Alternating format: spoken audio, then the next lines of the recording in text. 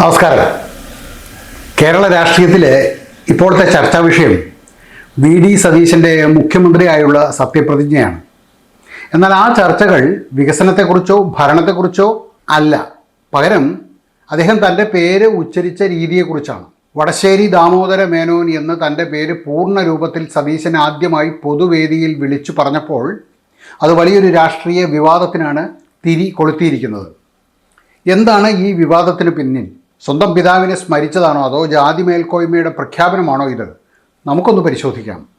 സതീശൻ തൻ്റെ പേരിനൊപ്പം ജാതിവാൾ ചേർത്തത് സവർണ ബോധത്തിൻ്റെ തെളിവാണ് എന്ന വിമർശനം ആദ്യമായി ഉയർന്നത് കോൺഗ്രസ് ക്യാമ്പിൽ നിന്ന് തന്നെയാണ് എന്നതാണ് ഏറ്റവും കൗതുകകരം. ജിൻഡോ പി. ജോൺ എന്ന കോൺഗ്രസ് പ്രവർത്തകനാണ് ഈ വിഷയം സോഷ്യൽ മീഡിയയിൽ ആദ്യം ചർച്ചയാക്കിയത്. വരും ദിവസങ്ങളിൽ സതീശന് പ്രതിപക്ഷത്തെക്കാൾ വലിയ വെല്ലുവിളി സ്വന്തം പാർട്ടിയിൽ നിന്ന് തന്നെ ഉണ്ടാകും എന്ന സൂചനയാണോ ഇത്? ഇനി വരുന്ന നാളുകളിൽ സതീശന് പ്രതിപക്ഷത്തെക്കാൾ ഏറെ കോൺഗ്രസിൽ നിന്നും തന്നെയായിരിക്കും വിമർശനങ്ങളും പടയൊരുക്കങ്ങളുമെല്ലാം ഉണ്ടാകാൻ ഇടയുള്ളത് എന്നുകൂടി ഇതോടൊപ്പം നമ്മൾ കൂട്ടി വായിക്കണം. തൻ്റെ ജീവിതത്തിലെ ഏറ്റവും സുപ്രധാനമായ ഒരു നിമിഷത്തിൽ പിതാവായ ദാമോദര മേനോനെ സ്മരിക്കുക എന്നത് ഒരു മകൻ എന്ന നിലയിൽ സ്വാഭാവികമായ കാര്യമാണ്. എന്നാൽ അതിനെ ജാതിവാല് എന്ന് വിളിച്ച് ആക്ഷേപിക്കുന്നത് എത്രത്തോളം ശരിയാണ്? ജിൻഡോ ജോൺ തൻ്റെ വിമർശനത്തിൽ സ്വന്തം മതത്തെക്കുറിച്ച് റോമൻ കാത്തലിക് എന്ന് പരാമർശിച്ചതും ശ്രദ്ധേയമാണ്. സതീശൻ്റെ പേരിനെ വിമർശിക്കുന്നവർ എന്തിനാണ് സ്വന്തം മതം അതിലേക്ക് അവിടെ വലിച്ചഴിക്കുന്നത് എന്ന ചോദ്യവും ഇവിടെ ഉയരുന്നുണ്ട്. കേരളം വലിയ മതേതര സംസ്ഥാനമാണ് എന്ന് നാം അവകാശപ്പെടാറുണ്ട്. എന്നാൽ യാഥാർത്ഥ്യം എന്താണ്? സ്ഥാനാർത്ഥി നിർണയം മുതൽ മന്ത്രിസഭാ രൂപീകരണം വരെ കൃത്യമായ ജാതി മത സമവാക്യങ്ങൾ നോക്കിയല്ലേ ഇവിടെ നടക്കുന്നത്? ജാതിയും മതവും നോക്കി വോട്ട് പിടിക്കുന്ന രാഷ്ട്രീയക്കാർ തന്നെ ഒരാൾ സ്വന്തം പേര് പൂർണ്ണമായി വിളിച്ചു പറയുമ്പോൾ അതിൽ ജാതി തിരയുന്നത് ഇരട്ടത്താപ്പല്ലേ? സതീശൻ്റെ ഈ പേര് പ്രഖ്യാപനത്തിന് മറ്റൊരു തലം കൂടി ഉണ്ടാകാം.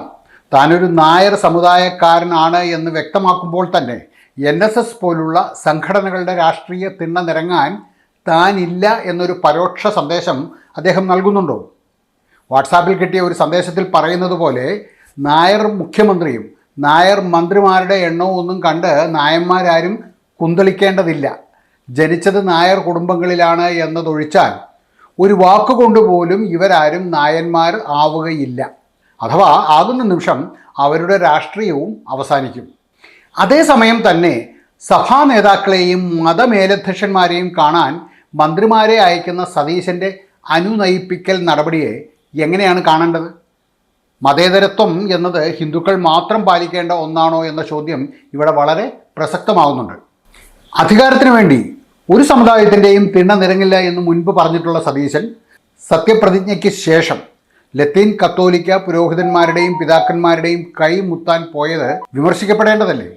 സ്വന്തം അച്ഛൻ്റെ പേര് പറയുന്നതിനേക്കാൾ വലിയ വർഗീയതയല്ലേ വോട്ട് ബാങ്ക് ലക്ഷ്യമിട്ടിട്ടുള്ള ഇത്തരം നീക്കങ്ങൾ? ജിൻഡോയെ പോലെ ഉള്ള നേതാക്കൾ ആത്മാർത്ഥത ഉണ്ടായിരുന്നു എങ്കിൽ, അന്തസ്സുണ്ടായിരുന്നുവെങ്കിൽ വിമർശിക്കേണ്ടിയിരുന്നത് ഇത്തരം വൈരുദ്ധ്യങ്ങളെയായിരുന്നു. പക്ഷേ അത് പറയുവാൻ ജിൻഡോയ്ക്ക് വിറയ്ക്കും. അതിനുള്ള ഉറപ്പൊന്നും ഇപ്പോഴും ജിൻഡോയ്ക്കുമില്ല, ജിൻഡോയുടെ പാർട്ടിക്കുമില്ല. യഥാർത്ഥത്തിൽ അതല്ലേ വേണ്ടിയിരുന്നത്? ഇനി അങ്ങനെ ശുദ്ധമായ മതേതരനാണ് ശ്രീ സതീശൻ എങ്കിൽ മതമാണ് മതമാണ് മതമാണ് പ്രശ്നം എന്ന് പറഞ്ഞ KM ഷാജിയൊക്കെ മന്ത്രിസഭയിൽ എടുക്കുമായിരുന്നോ? ഒരിക്കലുമില്ല. പക്ഷേ നമ്മൾ കണ്ടത് എന്താണ്? അതുകൊണ്ട് തന്നെ ഇതെല്ലാം വെറും കെട്ടുകാഴ്ചകളാണ്, വെറും നാട്യം മാത്രം. നമ്മളെ വിശ്വസിപ്പിക്കുവാനുള്ള വെറും നാട്യങ്ങൾ ഓർത്താൽ മലയാളിക്ക് നല്ലത്. ഈ വിഷയത്തിൽ നിങ്ങളുടെ അഭിപ്രായം എന്താണ്? സതീശൻ തൻ്റെ പിതാവിനെ സ്മരിച്ചതാണോ അതോ ജാതി പ്രകടനം നടത്തിയതാണോ? കമൻറ്റ് ബോക്സിൽ രേഖപ്പെടുത്തുക. മറ്റൊരു വീഡിയോയുമായി വീണ്ടും കാണാം. നന്ദി.